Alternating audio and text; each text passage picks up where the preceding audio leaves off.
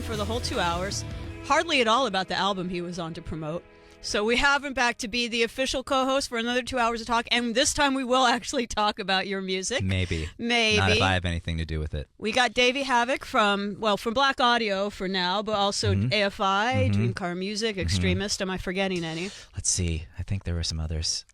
Ramones X. Okay. This is the straight edge Ramones cover band. No way, really? Yep, with members of Extremist and Foundation. Ramones X. I think that's it, right?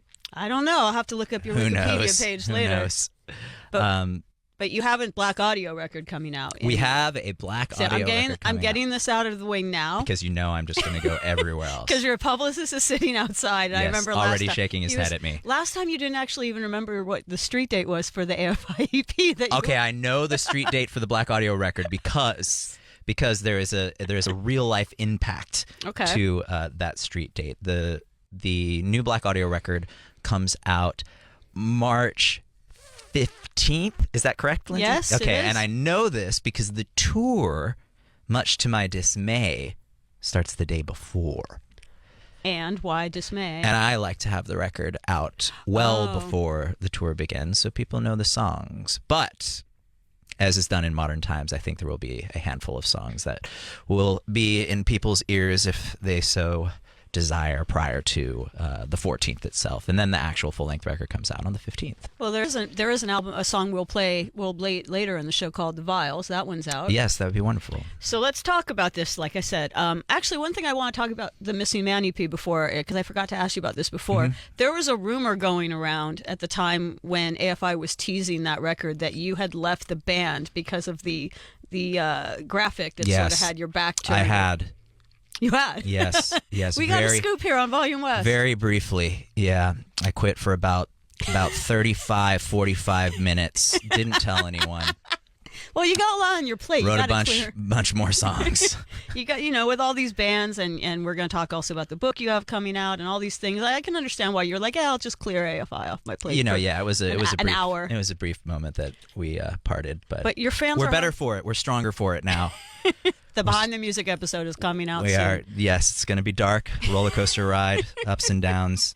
But absolutely no sex, no drug abuse. No, we were very boring ride. Before the show, we were talking about how Bohemian Rhapsody is PG, and if there's ever an AFI movie, I want the NC-17. Well, see, the AFI movie would actually be rated PG at tops. There might be some saucy language, but that's about it. We're quite the uninteresting band when it compared to our history, the bands before us. That they were far more interesting when it comes to that stuff, like Queen, which they. As I understand, based on what you've said. I finally saw it, y'all. It's been a recurring theme on this show that I've sort of been resistant to seeing. We actually talked about it last time you were on. And I did see it. My mom made me see it with her yesterday. She loves Queen, and she was crying during the Live Aid scene. Yeah. I will say they recreate the Live Aid scene pretty much perfectly. It looks exactly like if you ever saw it on YouTube or saw it back in the day on MTV, it looks like that. And yet imbued it with a lie. You told me. Okay, yes. You told me. As far as I know, from everything I've ever read, Freddie Mercury was not diagnosed as being HIV positive until about 1.5 to 2 years after Live Aid. He did not know that. If he knew it, he hadn't been diagnosed. He hadn't gone to a doctor yet. Maybe he had some idea that maybe he put himself unwell, at risk. Something, yes. But he did not know that. But, of course, it makes the movie more powerful and more of a sobby ending to have him go on stage to perform not just the concert of his lifetime, but the concert of like all of our lifetimes, one of the greatest performances ever. To have him know he's basically at that time been handed what was a death sentence, that he's on borrowed time. It's very emotional, but it did not happen. It makes me mad. It didn't happen that way. But you are wearing a Wax Trax shirt. Okay, well, that's interesting that you bring that up because I don't know if you know there is a regular feature here on Volume West called What's Lindsay Wearing? Lindsay is wearing a vintage Wax Trax record shirt. It's super vintage. For those of you who don't know, was not simply a seminal record label who one could argue brought industrial to the United States in Chicago, but also a very culturally impactful record store that was founded by two punk rockers, and you got it there. You got it. Did you get it at the original Wax Trax in Chicago or the second one? Well, it was 1980. So yes, there she was. There she was flipping through the Leibach records. I'll take this shirt. Yes, the story behind this, because I always tell a story. Hashtag what's Lindsay wearing? It's the hashtag that's burning up the internet. I heard about it before. Now. I just wanted to let you. Trendy now. Yeah, you set it up perfectly. Thank you. So when I have to backtrack a little bit. When I was a preteen, I went on a cruise with my family to Hawaii. Okay. And I noticed during dinner there was this other kind of No, your eyes are getting big. No one from Wax Trax was on the cruise. Well, no, this is exciting though, because you're seeing someone in the wild that's going to connect you to Wax Trax, right? Yes. Okay, yeah, that's exciting because that doesn't happen anymore. No, it was pretty cool. So there was this other sort of new wavy looking girl. Yes. And what's funny is my parents, for whatever reason, were talking about the film On the Waterfront, the Marlon Brando film. Yep. But later at the preteen disco, she walks up to me and she goes, were you guys talking about Simple Minds? Because she thought we were talking about the song Up on the Waterfront. And I'm like, no, we weren't, but I like Simple Minds. So we became friends, and we're still friends now, like many years later. Neat. So she lived in Chicago. We became little pen pals. And then over a summer, I took a trip to go visit her for about a week or so. And of course, I was like, we got to go to Wax Trax store. And that's where I got this shirt. And what I remember being sad about, this was around the time of With Sympathy. That was my only knowledge of ministry at that time. And what year was it? So Rape and Honey hadn't just come out? No. Oh, not yet? Okay. If it had, I wasn't aware of it. Okay. I knew Work for Love. I knew Revenge. I knew that I wanted to tell her. And, that's an album that Al Jurgensen isn't too proud of. He doesn't care for it much, but he just played Halloween, right? Yes. Were you there? Yes, I was there. You were at the show at the Fonda. I was. And he said that was the first time he'd ever played it, but I don't know if that's true. He's never played it before. I mean, who knows? Who knows? I mean, if he says so, we can't really argue. So to go into that tangent, so Ministry played in December. Did you go the first night or second night? Second. Okay, I went the first night, and I knew that Dave Navarro was going to be a guest, and on his show Dark Matter, he told me this. Oh, he set it up, right? Yeah, they did a little bit of it acoustic on Dave's show. Yeah. So I was kind of hoping they would do it, but Al really disavows a lot of that early material. I know this, which is why I was shocked that when Dave told me, because I ran into Dave before the show and asked him. I knew he was billed on the show, but I said, Dave, you're playing tonight, and he said, yeah, we did this thing on the show, and we're gonna do Every Day's Halloween, and I couldn't. He's like, we're gonna do it acoustically, and I couldn't believe it, and it was wonderful. I mean, because we don't get to hear that song. Sorry, interrupt your story. No, that's what it's So all you're about. in Wax Trax. So and Al was there because this was. I think did he work there, or did he just hang out there? He probably just hung out there. Yeah. As far as I know, he didn't actually work there. Okay. Or probably anywhere. But he was there for some reason. Just sort of. But what do I know? I just remember being disappointed that he didn't look like the Robert Smith clone that I remembered from the Revenge video. Yeah. Wasn't he beautiful? He really was. He had kind of like a flesh for Lulu, but I mean, predating Flesh for Lulu. Yeah, by a couple years. Yeah, he had kind of an ash going on. Yeah. Yeah, he was really, really beautiful. And when you saw him, he had the synth dreads already. Mm-hmm. Yeah. And the thing was, my friend Yvonne, she said, oh, there's Al Jurgensen. And I said, I think I said something like, oh, he's over here from England. I completely thought Ministry were British. He had that accent. He actually was singing with an accent. Yeah, he had that accent. So I was a little disappointed. I did get on board with the later Ministry stuff. It just sort of like, I had to sort of think of them as a whole. I mean, the Twitch stuff, I guess, was the transitional stuff. Yeah. It became a little more puppy, and then the Revolting Cocks kind of thing happening. Yeah. But both great. My friends and I talk about Ministry all the time because they're one of the few bands, and it's hard to come up with another that became heavier and more metallic and more successful. Right. When they did that. Which is not how it usually works. I think it's unprecedented. I can't think of another band that got heavier and heavier. Yeah. Let alone we didn't even think of the success factor. So it's pretty interesting. That's so fun though that you made friends like that. We're still friends. We used to do like that. That's what it used to be like, where you'd see someone in the wild that was wearing some sort of flag of commonality, and then you'd speak, or else you'd kind of stare at each other with squinty eyes and jeering at each other for a while and assessing to see whether or not they were posers, and then maybe you talk. Being called a poser back then was the worst thing you could be called. It was the ultimate epithet to be called a poser. It should still be the worst thing, but unfortunately. Well, it's weird because one of the reasons there's a segment called "What's Lindsay Wearing" is because I've kept so many of my old T-shirts, and I'm happy that I still fit into them, and I kind of doctor them.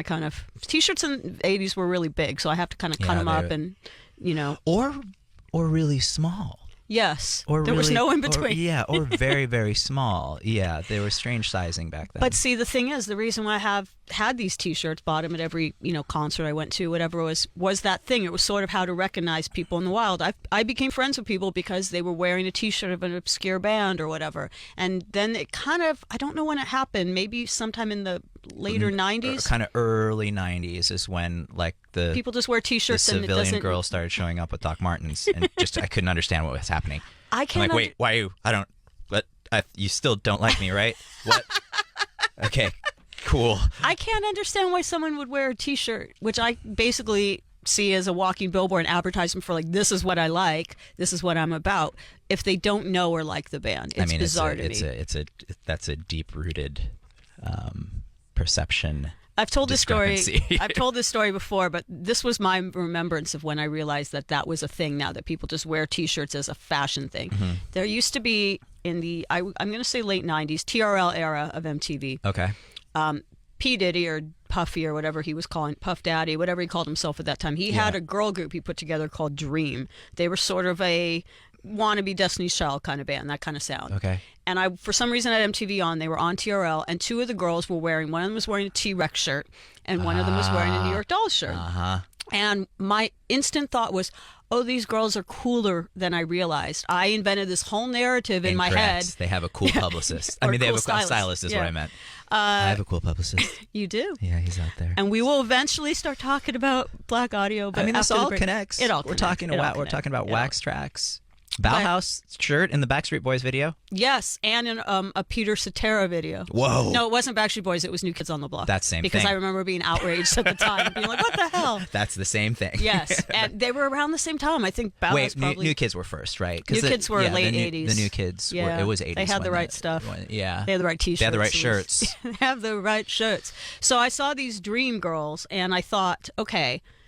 I had this whole narrative in my head that they somehow are actually like secretly cool, and they decided to wear these glam rock 70s shirts as a way to sort of subtly telegraph out to the young people watching TRL, like, hey, check out T-Rex or what. No, I actually went on their website and like looked up interviews with them. I was like, oh, do they have glam rock influences? And I realized they don't know who the New York Dolls are. And that's when I realized, oh, I would never wear a shirt that, because look, you start a conversation. You saw me wearing a Wax Track shirt. What if I didn't know what this label was? That's because you care, though. I do care. That's because you care. Most people, people haven't cared for years. It's been years and years since this. When I was writing the last novel in the coffee shop that I was writing it in, I'm familiar with the behavior that we're talking about, and I know generally never to speak to anybody ever because I'll just be disappointed.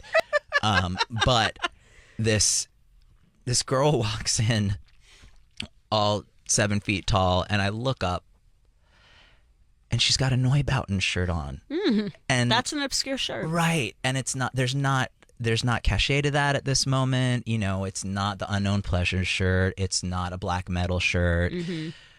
And I just broke down. And you said something. And I said something. And she said, I like your shirt. And she said, oh yeah, it's cool, right? She pulls it out and looks down at it, and I said, yeah.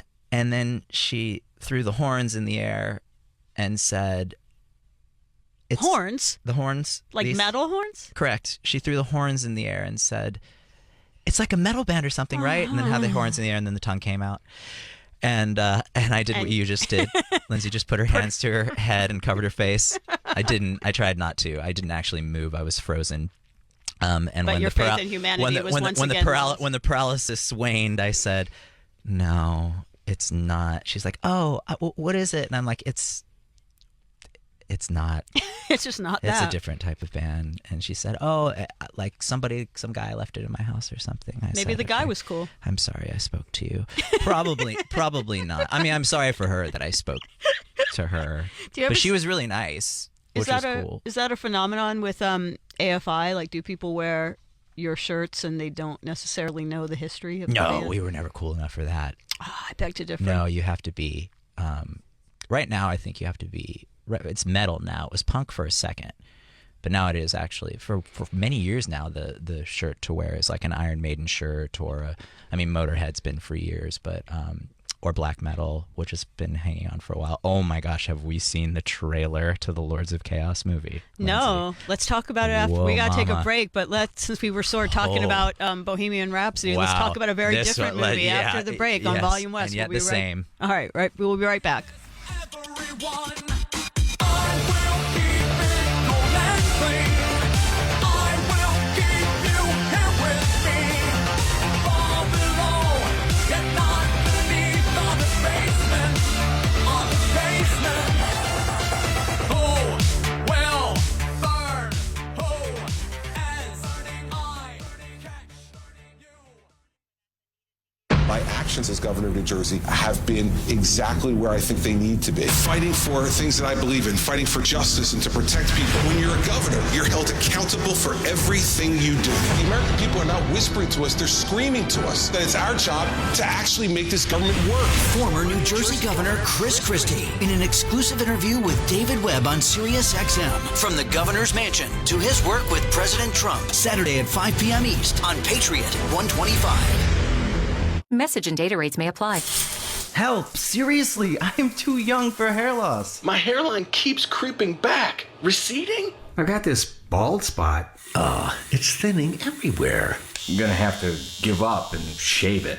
Dude, put down the razor, because Bosley, America's #1 hair restoration expert, is about to give you your real hair back permanently. Don't ignore the signs of hair loss. Bosley's giving away an absolutely free information kit that reveals all the signs, and a free gift card to anyone who texts KIT44 to 85850. Bosley will show you for free how great your hair could look. Using the latest technology, Bosley's solution to hair loss is permanent and protected by the Bosley Guarantee. Plus, since Bosley has new non-surgical options, you owe it to yourself to text now for an absolutely free information kit and a gift card for $250 off, no matter what level of hair loss you have. Text KIT44 to 85850. That's KIT44 to 85850.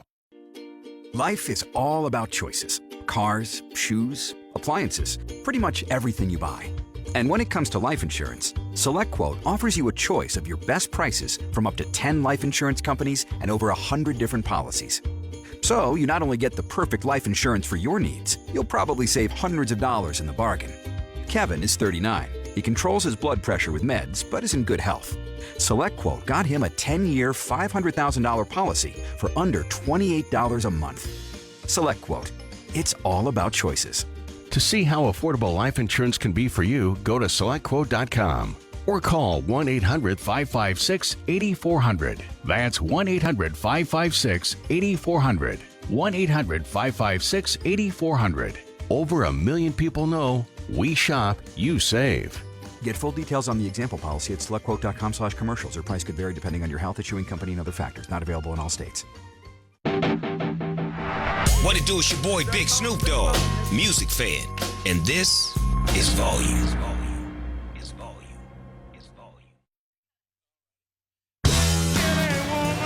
As you walk down Hollywood,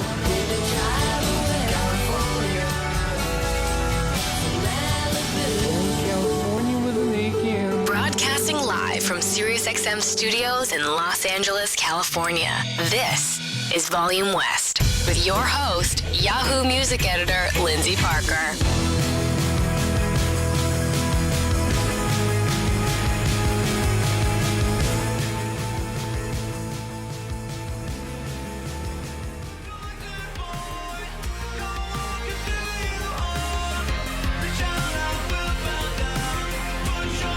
Sorry, I interrupted your song there. That's okay, I'm back.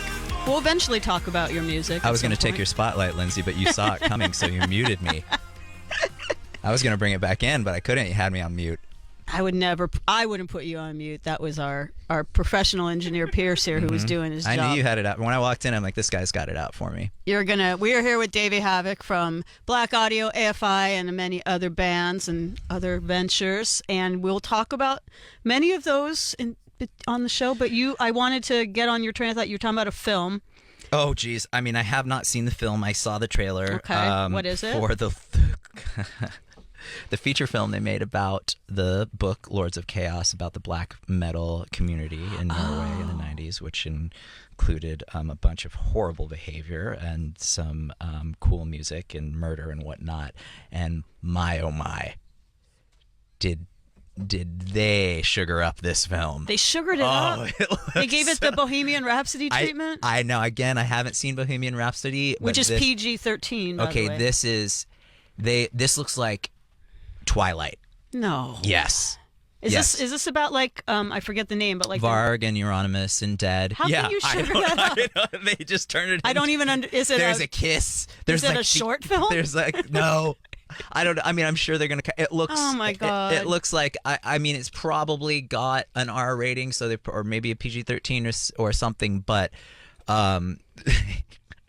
they clearly created a love story in it and like had little funny nods. Wow. Are they doing to that what they did to the Less Than Zero movie, where they had to make there be a sympathetic protagonist? That's probably a good analogy. Yeah, that's probably a good analogy. I just watched Less Than Zero because it's my favorite Christmas film. Forget about the Die Hard debate. Less Than Zero is a Christmas film, but the book and the book is one of my favorite books ever. I mean, it's everyone's favorite book. And it's of course. Great LA book, but the movie doesn't even, other than the fact that it takes place in LA and the characters have the same names. That's about it. That's it. That's about it. And Downey's great, but you can't work with that script. He was good. And, there were a lot of great decadent LA scenes, and they filmed it at Scream. They filmed a lot of it at Scream. Oh, I didn't know which that. Which was a big club in LA at the time. The scene where they all go the first night. Yeah. At Scream. And then there's a party at my buddy's house. He has this amazing house, and they want that. There's a party scene in that beautiful. You've been to the Less Than Zero house? Okay. It makes me weep walking. Oh my god. Walking into it. It's a Lautner. And it's up on a hill. It's beautiful. I mean, it's one of the most stunning pieces of art in which you can live that I've ever seen. And luckily, my buddy who has it is artful and tasteful and has restored it to perfection and really enhanced its appeal, if anything. But yeah, Less Than Zero didn't really work. There are some Ellis adaptions that I thought did. Did you see The Informer's adaptation?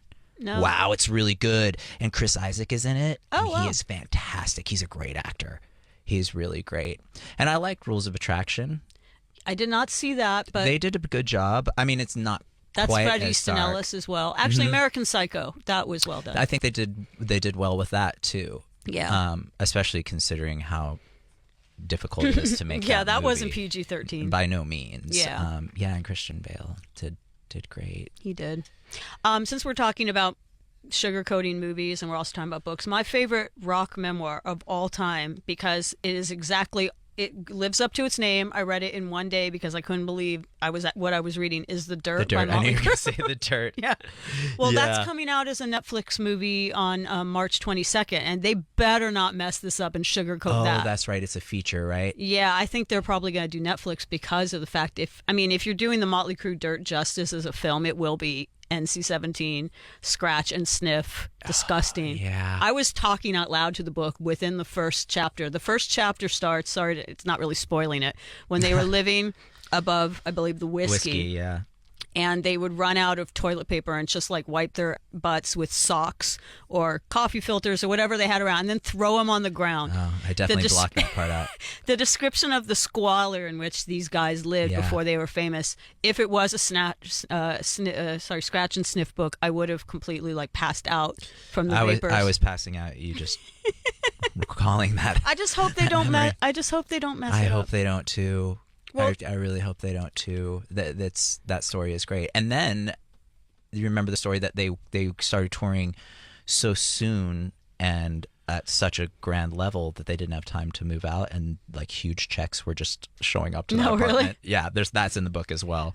I still kind of resent the band though, because they ruined punk. Because they ruined Hannah. No, because they ruined Hannah Rocks. Because Hannah Rocks broke up because Vince Neil killed their drummer. Yeah, I was going to say, I'm like, they didn't really ruin punk, but yeah, that's.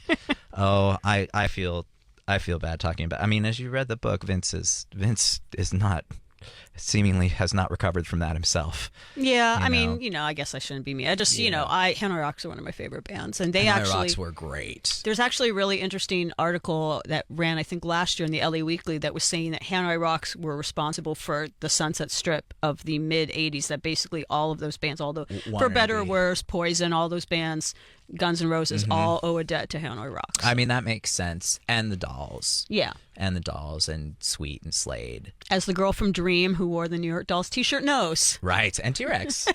There you go. T-Rex. Wow, that was a great stylist.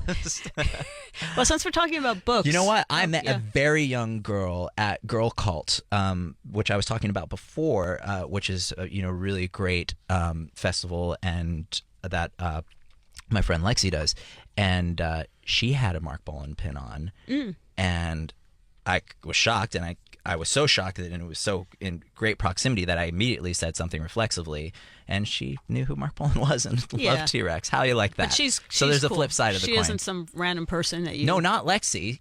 Not my friend. It was a random young girl. Wow. Yeah, there's hope. That was there. So yeah. So There's on the flip hope side, for there our is youth. hope. There is hope. Well, since we've sort of been talking a bit about books that, and the fact that you were writing in a coffee shop, let's talk about let's first talk about your first book because it has Los Angeles in the title. No, that's my second book. Oh, I say I can't keep track of everything. That's okay. You do. How many books have you published? 2. Okay, so what were the first? The first one is called Pop Kids, which leads into the second. The second book, Love Fast Los Angeles, which came out relatively recently, last year sometime. I don't remember. Again, as you see, my timelines are very blurry. But it came out sometime last year, and the protagonist of the second novel, Love Fast Los Angeles, was a secondary character in the first novel. But yeah, the most recent novel is Love Fast Los Angeles. Came out a couple months ago. It's about a young party photographer who has taste-making presence online. A sort of Cobra Snake type of guy? Yeah, sort of Mark-ish, but not at all. Mark, you're not him. Okay. He has hints of paparazzo in him as well. And he has a very strong taste-making presence, and he is obsessed, and I use that word literally, not as many people throw it around, with a socialite. And he has a vendetta against an ex-online teen heartthrob drama star turned dark pop star. Was that inspired by anyone in real life? Why not? You're not gonna Isn't say. it all? It's all inspired by many people in real life, and many LA events story. that actually happened, and many events in the books happened after I wrote them. But it is a pop noir. It's dark, but it's fun and fast. And Alvin is a rocker who loves Sabbath and drives a muscle car, and there's sugar daddies and drag queens and party kids and drugs and guns, and it's Los Angeles. Is that your personal experience with Los Angeles? I mean, certainly I've been around it, as I've been in Los Angeles for much of my life before I actually moved down here permanently. But being surrounded by modern culture and youth culture, it definitely imbued the book with a lot of realism and was very inspirational. Do you like Los Angeles, right? I love it. The book is satire, but there is a balance to it, as you know. See, because there's this weird thing. I actually want you to shed light on this for me because I've never quite understood it, Davey. All right, I got this. Okay. I think you do. Come to me for your answers. Okay.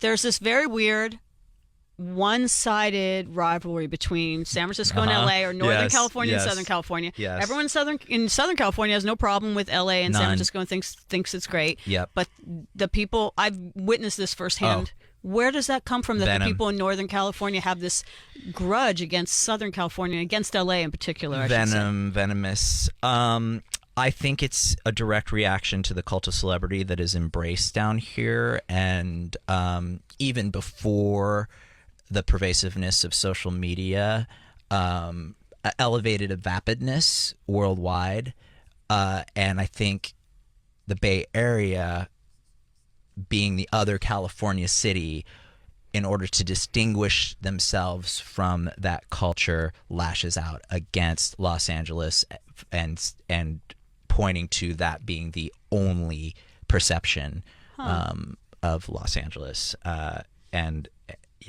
And it's real. It's very real. It's very real. I am starting to see a little bit of the rivalry or the dislike become a little more two-sided, because now with all the changes that have happened with Silicon Valley and San Francisco, now people like to hate on that being a place that you can no longer really live, and it being very elitist and very white and very snobby, and and San Francisco losing a lot of its culture. Yep. True. You're like, yep, all right. all true. But both are wonderful. That's the thing. Yeah. I mean, there are many, many wonderful aspects of the Bay Area that I love and that is my home that distinguish themselves from Los Angeles and vice versa. Do any of your friends back in the Bay Area go, why do you live in LA, man? Oh, for sure. For sure. They've stopped saying it to me, but they're probably still mad. Yeah, I've never understood that. Well, thank you. That sheds a little light on it. Sure. So so is the next book you're writing like, is it part of a trilogy? Well, to call it a trilogy wouldn't be entirely accurate, but there are crossover characters in this next book. A lot of the characters that you see, some of the characters that you see in the first and second book are present and very active in the third novel that I'm working on now. And in many ways, it is more extreme and gonzo than the past two books, as it works almost in enhanced reality without doing so. That's my intention, and it's a delicate line to walk. And in order to make the point and statement that I want to make, some of them, I have to do that.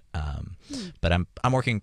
It's tough because I really do need to work on it every day to not lose the plot, as Slim Jim and I were talking about last time in writing.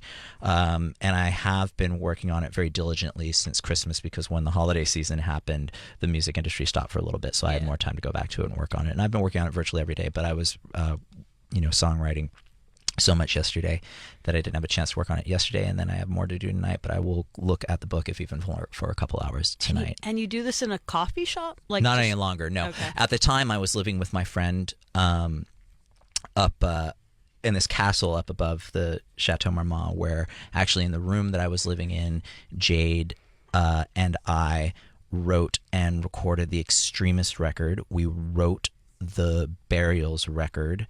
I think we might have written some of Blood there, but it wasn't really conducive to writing the novel. So I would descend to a local coffee shop, and I would be there. People could find me there because I was just stuck to my laptop there for hours and hours. I'm surprised you would do it there, because I imagine you get recognized. Not so much.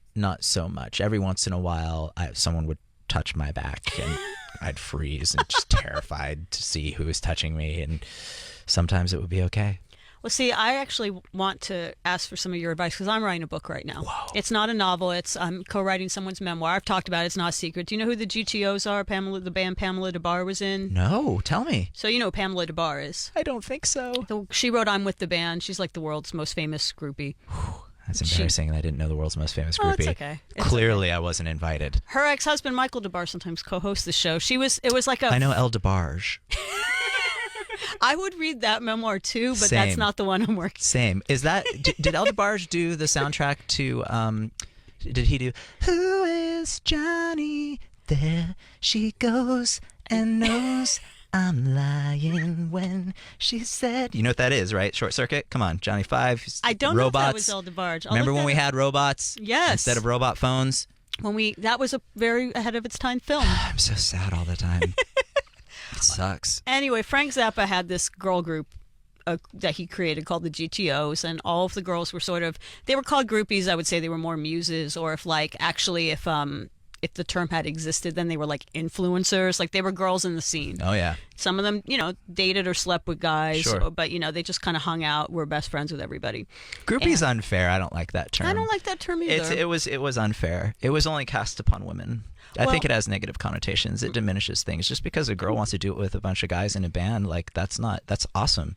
Well, thank you for saying that. I mean, that's awesome for everyone involved. I mean, presuming that the sex is good. Yeah, well, Pamela DeBar, who wrote I'm With the Band, which on Billboard's book of the list of the top 100 music books of all time, it was like number 11 or 12 or something. She did that. She slept with Mick Jagger and Jimmy Page and right. Waylon Jennings. I've heard tale. I didn't remember the woman's name. Well, Mercy Peters, who was also in the group with her, she had a whole other different crazy life, and she was married to Shuggie Otis, and she had affairs with Al Green and Arthur Lee, and I became friends with her and was like, so I said, why haven't you written your memoirs? And then 2 years ago at her birthday dinner, somehow I found myself volunteering in front of everyone at the party. You need to write your memoirs. I'm going to help you. Neat. And so now it's happening. Fantastic. But I'm really overwhelmed. So this is different than your process because you're writing a story that's like you made up, or it's in your own I couldn't head. do what you're doing. You really? Because I was going to wonder if you ever would do your own memoirs. Oh, absolutely not. You would not? No. How boring. I don't think you'd be boring. How You're an interesting boring. guy. How boring. No one I'm sure wants to lots hear of that. people listening to this would read a book about your life. But, if that's not what you for want to do. about 2 pages and then just, again. I talk about myself enough as it is for 2 hours right here. Yeah, okay. Well, That's enough. you can just publish the transcript of this. But it's a different process. But I had all these transcripts of interviews I've done with Mercy over the last couple years, and I went to Sequoia, and then I just got back last week. I went away for 2 weeks into a cabin. Yeah. Because I was like, I can't do it in a coffee shop. I can't do it in my own house. I have to go away. I fantasize about being able to do that. What? Being able to go away? To go away and write the book. You wouldn't be able to do it that way. I just don't have time. Yeah. I can't really go away. Yeah, because of all the other projects. I'm making air quotes in the air right now, vacation time from my job at Yahoo to go sit in front of another computer. Everyone's like, "Oh, how was Sequoia? Did you go hiking?" I'm like, "No." No, I know, I did not come. They're like, "Oh, how peaceful." I'm like, "Not really." You can't hike and edit. So I guess even though it's a different type of book, a different type of approach because it's not a novel, like what's your advice for just focusing and getting this done? I want to get it done. I think you did it. I mean, to isolate yourself. No, I'm so far from being done though. Well, but you're double tasking, Lindsay. Yeah, so well, you just have to. I mean, we all are. Yeah, you're multiple tasking. But I mean, it takes me forever to finish books because of that. It takes me so long. I mean, Love Fast Los Angeles took years. I mean, the first novel came out in 2012 or 13, and then the second one didn't come out till last year. So I'm diligently working on this one as much as I can. I do it on planes. I do it in between writing songs. Wow. You're very disciplined. I do it whenever I can. I really enjoy it. So that's why. It's writing the novel. It's it's just me. I could do it whenever I can. I could do whatever I want with it. So it's very fun. So I take a lot of joy. That's from great. doing it. Do you outline it like? I don't. You don't. Which I'm sure any author could look at my book and see. I thought that's what you do. You sort of write a chapter outline of beginning, middle, and end. I think you should. See, this is why your book is going to be fantastic. Oh, thank you. Because that's what you're supposed to do, I believe. But working within fiction, you're not tied to fact. There's nothing wrong. You can't really go wrong. Right. Right. It's unscientific in that way. So I found that I have a general idea of the major movements and rising and falling of the book and the characters and the climax and the denouement and the dark night of the soul and whatnot. I have a vague idea of that, and then I have a very distinctive idea of who the characters are. And when I do that, those characters begin to write themselves, and they tell me what's happening. I know that sounds a bit extreme and dramatic, but it's actually true. So in working in fiction, I have that luxury where the story begins to tell itself. I had a very stark instance of that in writing Love Fast Los Angeles, where a very key element to character development and plot twist occurred by way of the characters telling me that was going on. All right, I figured the guy who has 10 bands, a clothing line, multiple tours, and 2 books already to his credit would give me the advice on how to get it done. But I can't do it in a coffee shop, so I'm gonna have to take another vacation to Joshua Tree or something. We have to take a break, but when we come back with Volume West and Davey Havoc, we'll be talking about all sorts of things, all sorts of great whatever things. Whatever we want to talk about. Shoes. Let's talk about shoes. Okay, let's talk about shoes. All right.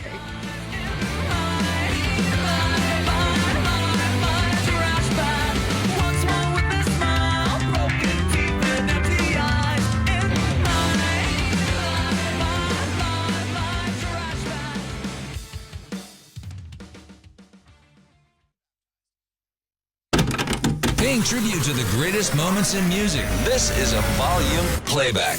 On this day, January 28th, back in 1985, the recording session took place for We Are the World, the U.S. equivalent of Band Aid at A&M Studios in Hollywood. Featuring an all-star cast of performers, the song was written by Michael Jackson and Lionel Richie. In 1990, Paula Abdul started a 10-week run at #1 on the U.S. album chart with her debut, Forever Your Girl. In 2009, Leonard Skinner keyboard player Billy Powell died of a suspected heart attack in Florida. He was 56. And in 2015, funk legend Sly Stone was awarded $5 million in missed royalties by an LA court. He claimed he had been cheated of earnings dating back more than 20 years. Today's birthdays include Sarah McLachlan, Rick Ross, and from NSYNC, Joey Fatone. This is a volume playback. We remember so you never forget. You want stories? I got stories. Twiggy and I had a cover band called Plastic Bachelor, which was the opposite of Iron was Plastic. The opposite of Maiden was Bachelor. And we played all Iron Maiden songs half speed.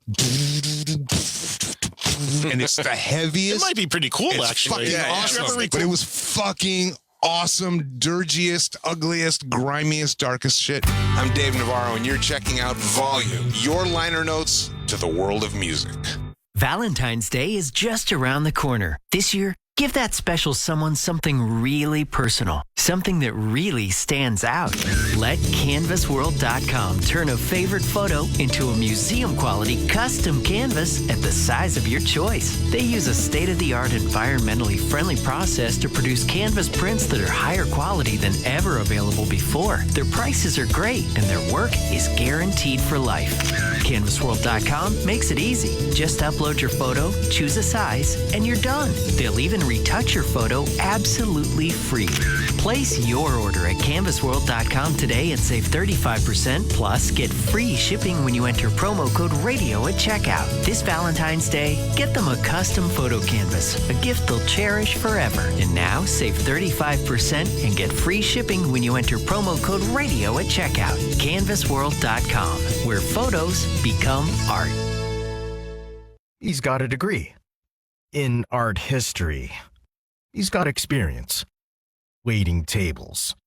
He's motivated to get into the office by 11, but he wants to change everything about my company. His recklessness could ruin us, and there's nothing I can do about it. Nothing.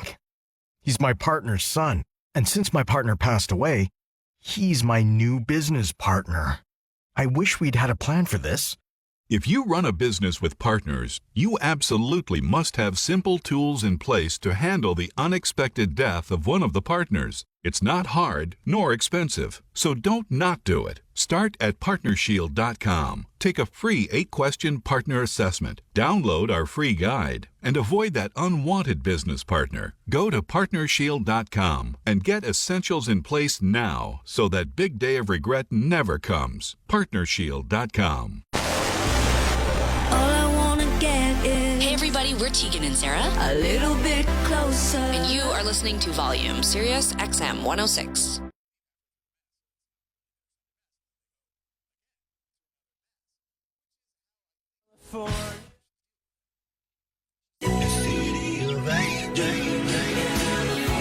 California.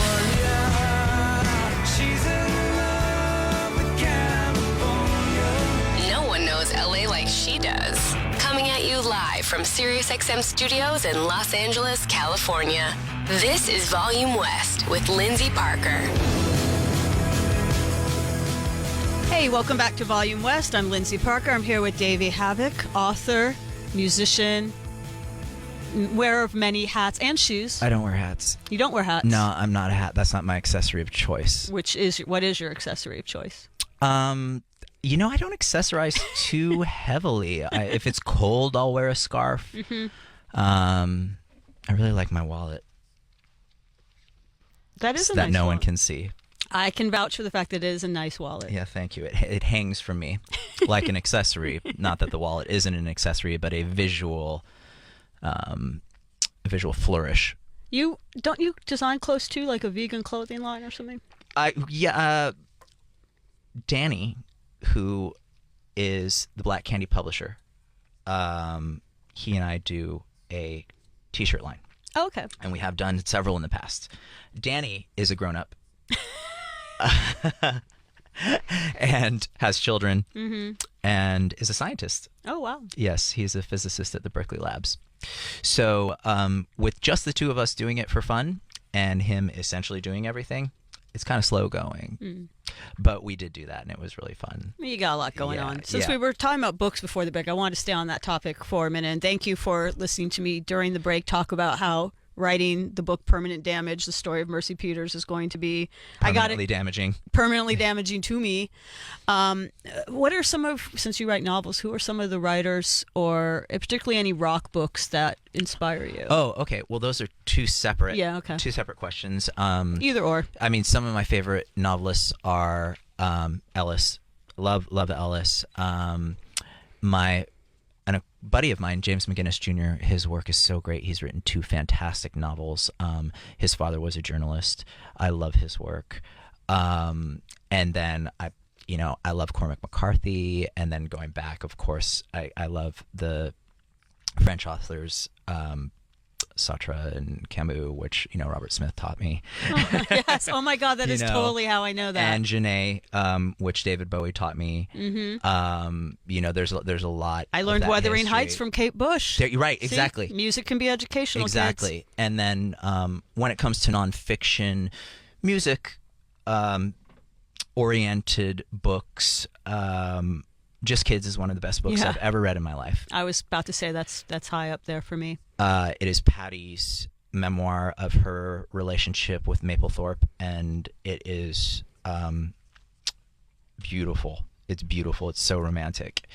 And I was just at LA Art Fair, and someone told me recently, now that I say Mapplethorpe, that Mapplethorpe it's happening again. Like that, it's really hot and trendy, and there's I believe a documentary coming, right? Yeah. Right, which I'd love to see, which should be Patty's. I think my friend's actually like the music supervisor for it, which is how I know about it. Yeah. That's so fun. I'm really excited to see it. But now that I think about it, I didn't notice any Mapplethorpe at the LA Art Fair, which was really spanned genres and eras. It's a great. Oh, is it still going? Oh, it's over. I'm sorry, LA. If you missed it, I'm sorry. If you saw it, wow, wasn't it great? There was this Matisse of this nude with a baguette and a ghost, and then it was really great. And the Arcadia Gallery has wonderful, wonderful artists. I digress. Where were we? Novels, not novels. Or books, just books. Nonfiction. Music books, yeah. I love Chrissy Hines' book. See, I haven't read that, but you remember all the controversy that happened. I didn't. You told me about that. Oh, okay. You told me about that. The book's fantastic. It was more, okay, so it's an interesting thing. So, okay, she obviously writes about her sexual assault in the book, right? Yes. Which actually I didn't realize at the time. I mean, isn't Tattooed Love Boys kind of sort of about that? About that, yeah. Of course I didn't, when that song was out, didn't pay attention to it. That, I understand she did a lot of interviews for the book. And if she wants to say, and this was before all the Me Too conversations we've been having the last couple of years, if she wants to say, I take some responsibility or partially blame myself for what happened because I put myself in a dangerous situation or was naive and went off with some people I shouldn't have, and I blame myself, I completely understand where she's coming from. I would think the same. I would internalize that as well.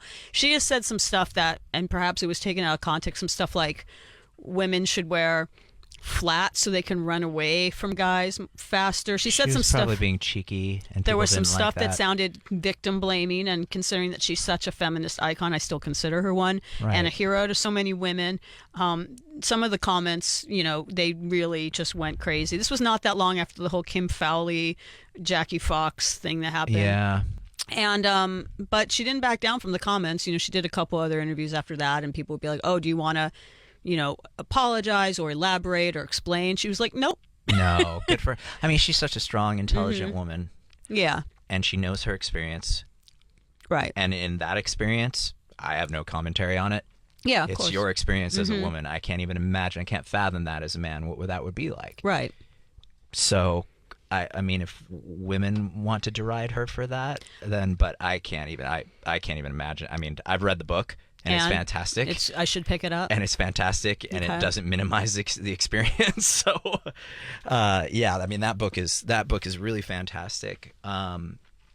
And Johnny Marr's book is wonderful. Oh. Angie Marr is the luckiest woman in the history of the world. Oh. Angie Marr is Johnny Marr's wife, and they met when she was like 14. He was 15 years old. At a party. Yeah. He saw her across the room and was like, "That's the woman I'm going to marry." Actually happened. It's an unreal story. And they're still together. And if you read Johnny's book, I imagine he would contend that he's the luckiest to have her as well. I mean, her support throughout the book is very clear of his musical career, which is not something you always find as an artist, to find someone who like fully supports your ridiculous behavior. You know what? We all hear about terrible, stories about bad boy rock stars, but I've met Johnny and interviewed him. I wouldn't say I know him really, but all the stories I've ever heard about him in the industry, that he is a faithful guy, a good guy. I didn't even mean that behavior. I just mean just going the up nicest in front of guy people in and the playing planet. music.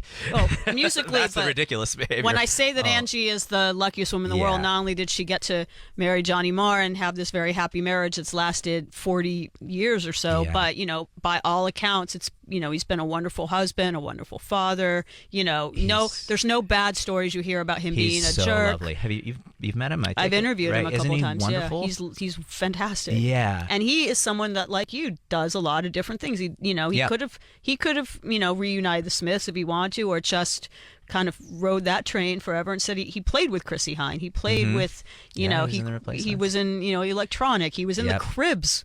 He joined the Cribs. That's right. He was in the Cribs. He's done movie stuff. And Modest Mouse. Yeah, he was in Modest Mouse. He just keeps trying new things. And he toured on his book, and he spoke on his book. He is great. Did you read Morrissey's? And he's vegan. Oh, that's right. I love Morrissey's. You read Morrissey's book? I love it. I love his autobiography. I heard it was very wordy. Yes. However, okay, that's what I heard. I heard people criticized it as being too wordy. I'm thinking to myself, okay, but that's strange because Morrissey is very eloquent. And well, his novels have been panned. Okay, I've heard that, but I didn't read the novel. But reading the nonfiction, if you enjoy Morrissey's lyrics, it's a book of his lyrics. Really? I mean, that's an analogy, but it's his language and his tone, and it's dry, and it's so funny.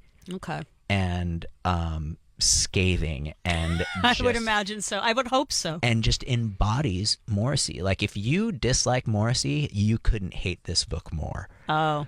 But if you enjoy his tone, it's Oscar Wilde. I have mixed feelings about Morrissey. He's problematic. He's problematic. Yeah. If you don't enjoy his, no, I do. Then you might. I mean, I was a huge Smiths fan and a fan of a lot of his solo work. Do you enjoy earlier solo work? I mean, his parallels to Wilde as. No, it's more like his as a voice. I'm saying if you enjoy that, then you will enjoy the book. My problems with him are the fact that he cancels most of his shows. Yes, he does. He has a vendetta against a friend of mine who runs the website Morrissey Solo. He's tried to get this solo, and he also banned that guy from shows for life. He banned his #1 fan from shows for life for some reason. And he says he shoots his mouth off politically in ways that I've problematic. Yes, I've heard that there's a lot of problematic. But musically, Morrissey, is beyond reproach. So I will read his book. One book I wanted to mention. Did you ever read the full title of it is Close, Close, Close, Music, Music, Music, Boys, Boys, Boys by Viv Albertine from the Slits? That's one of my favorite memoirs. Adam Carson from AFI read that. Oh, really? And he says it's fantastic. It's got like 2 acts. The whole first, I don't want to spoil it for anyone, but the whole first act is the reason why people would pick up the book. It's the history of early punk, the Slits. She went out with Mick Jones from the Clash, all that. She had a band with Sid Vicious, all that.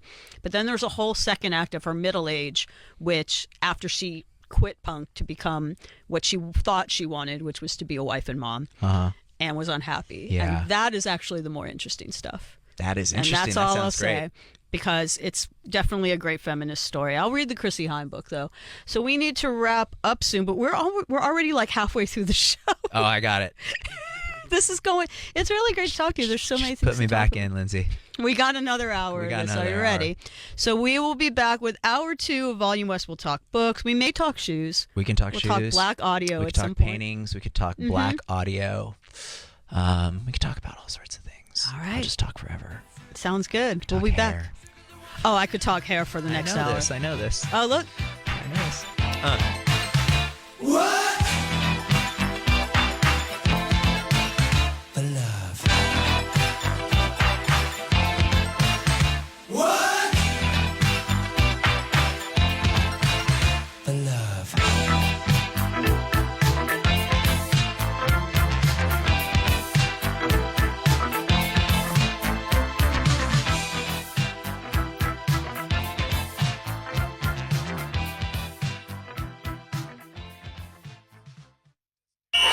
Jenny McCarthy.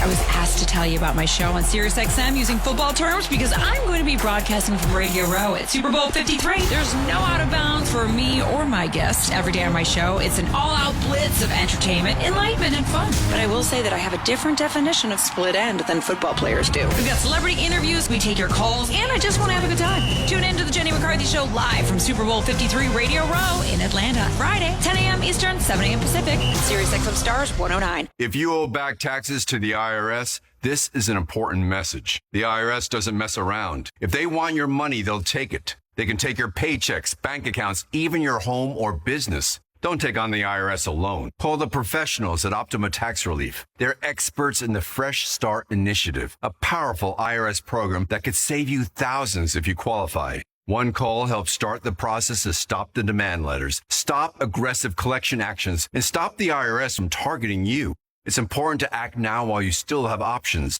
Optima is A+ rated with the Better Business Bureau and has already resolved over $1 billion of tax debt for their clients. Put your tax problems to rest. Call Optima for a free consultation today. Call 800-370-8283. 800-370-8283. 800-370-8283. Optima Tax Relief.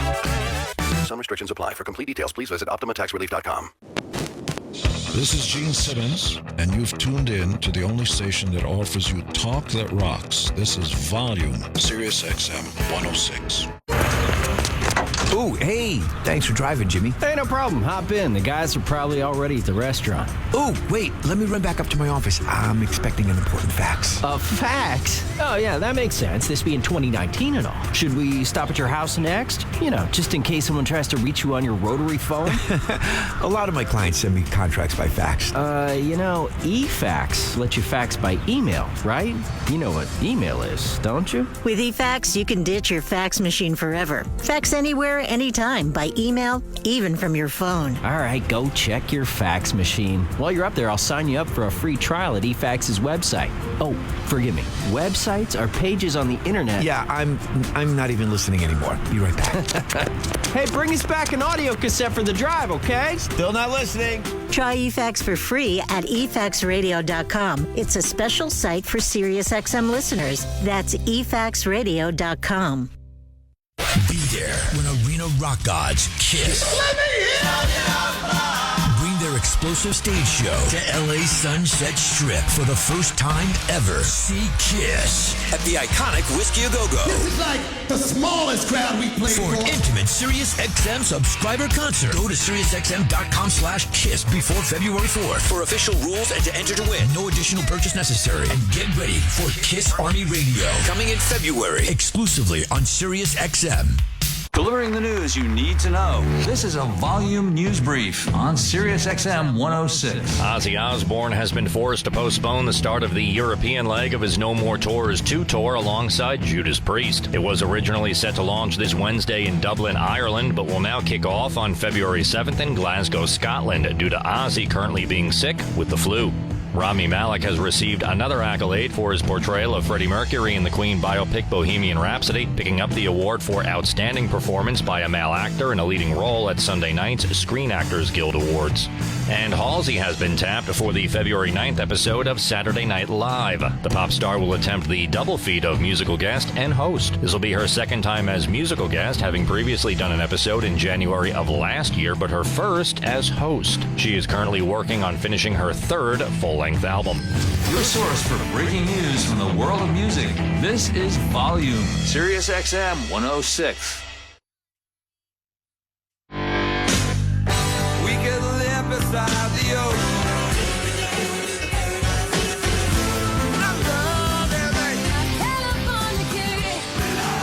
Live from SiriusXM Studios in Los Angeles, California. This is Volume West with your host, Yahoo Music Editor Lindsay Parker.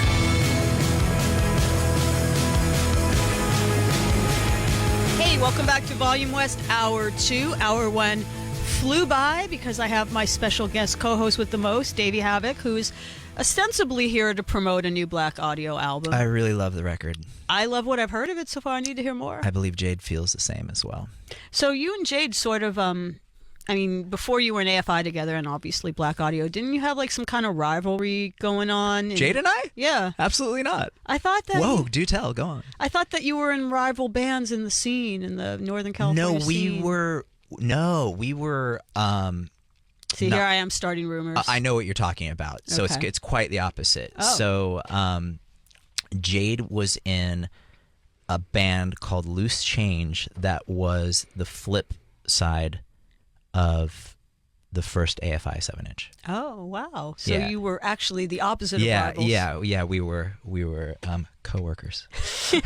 But so let me get, did he want to be in your band, or did you poach him from a band? No. I mean, I guess he was in Loose Change at the time. Maybe he was in Loose Change at the time that we also enjoyed AFI, but Loose Change was not very active. Okay. Like they weren't they just didn't do as much. They all had jobs. They lived in different places. It wasn't a full-time band. I mean, Jade, you could correct me if I'm wrong, but it wasn't. It wasn't one of those things where it was going to be difficult for him to do both at all. But yeah, so Jade was in. Yeah, Jade and I, where I went to high school. Jade and I went to high school briefly together, and then Jade dropped out because he doesn't need school, because he's one of the smartest people in the world. And one of the most talented people in the world, and he dropped out. And then I moved to Berkeley when I was 17, and a few years later, Jade moved to Berkeley. And while there was a few years I lived in this place that we referred to lovingly as the squat, which was a squat, essentially. Is this the Clavet? This is the Clavet. Mm-hmm. Yeah, that's Explain what the Clavet is. The Clavet was my room in the squat that was underneath the stairs, and it was nicknamed the Clavet probably by my friend Toast, who was in Ceremony and Scissorhands, who I was speaking to today on the way here, and in this house were just a strange array of people who, a lot of which were ex-students, and there was this guy who was rumored to be a lawyer that had a Porsche parked in the back like dumpster alley where there were 4 spots, but he would show up in the middle of the night with shiners and like all disheveled and drunk. And then there were these bohemians over here, but slowly we all started moving in, and at one point all of AFI lived in there. But Jade, before he was in AFI, I believe, was living in the Clavet while I was oftentimes gone on the road, and when I'd come back, I would stay with the person that I was seeing at the time. And so there was a bunch of people who just lived in this tiny little room. And Clavet is a combination of closet and cave. Oh, okay. Because it was dark. It was like it was a shadowy thing under the stairs. There was no room. Are you sure you don't want to write a memoir about your life? It's boring. Although there's a great part. I disagree. There's a great part of the tale. So it was a defunct frat house that had lost its charter because the frat boys were growing and selling drugs before they were legal throughout the world, and they'd shut down the frat boys, and so all these miscreants like us could go there and live virtually free. And relative to what we were talking about, a couple minutes ago, you can't really do that in the Northern California area anymore. By no means. No, you can't. The Clavet would be going for like $3,000 a month. Absolutely. Absolutely. Well, it was very small, and we're talking shared communal bathrooms that are disgusting. No one's cleaning anything. You don't even bother to go in the kitchen downstairs. This is worse than Motley Crue's over the whiskey socks filled house. Except that you had a lock on your door, so most people had their own rooms unless they were sharing a room. And like Timmy Stardust from the Nerve Agents lived there. The Ceremony guys lived there. Timmy, who I think he's playing Coachella this year. I think his band is called White Fences, not to be confused with the organization White Fence in Southern California. Okay. But eventually the charter got reinstated, okay? But it's Berkeley, so you cannot evict the non-frat people, which were everyone in there. And so the frat boys were moving in, and they were trying to buy us out for. This is like the Sharks and the Jets. It really was. Frat boys. So yeah, it became a war. But the scout that they sent out first, that was lurking out, the first frat boy that came, that was kind of creeping around and being fratty, and trying to like give us a little edge and trying to get us to actually sell out. He would fuck his boyfriend in the communal showers, which was really delightful. So he had this little twink that was coming about, a little tow-haired twink that he would take into the showers and fuck him while he was staying and kind of, checking out the scene and seeing what they had to do. And when the other frat boys showed up, we didn't see the boyfriend anymore. So we had that. There was coming to a Netflix AFI's The Dirt. Yeah, it was a time, but yeah, Jade lived in my room. I can't remember if it predated him joining AFI or not, but it was at that time that we actually started Black Audio. Around the turn of the century is when it really began. Oh wow. Yeah.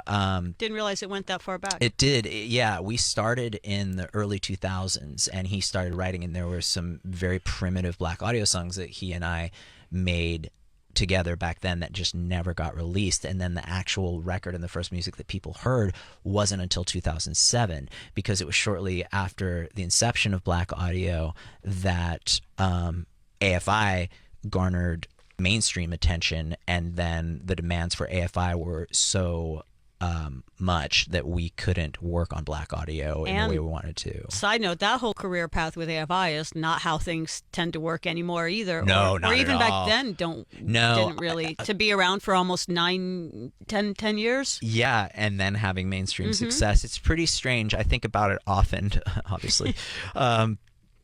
It's hard to see a parallel. I think the only band that I can think of that's career and artistic trajectory is similar is The Cult. Interesting. You might be able to think of someone else. I don't know. Maybe Phoenix a little bit. They had their biggest album on their 5th album. Okay. Maybe, I mean, as a more recent example. Did they example. drastically change their sound? No. Okay, see, so there's that element to it. There isn't that element. It's just more like they got on a label and they got in a commercial, basically. Right. It was more just tiny. So that'll happen every once in a while. The Cult thing in terms of changing the sound, for sure. Eventually. Or Ministry. Right, exactly. But Ministry, of course, they changed their sound drastically early on and then stayed with the same sound. And obviously we evolved into many There are more things. solo artists that you can use an example of a band that changes all the time, like Beck, Kanye, Madonna, maybe. Yes. Beck probably best example of that. I think so too, because wildly you're working, changes from album to album. When you get into the Primal pop Scream, world, good. Primal Scream, their albums don't even sound anything alike. At least for a while. Yeah. I mean, Evil Heat and Exterminator kind of live together, but I mean, I saw Screamadelica.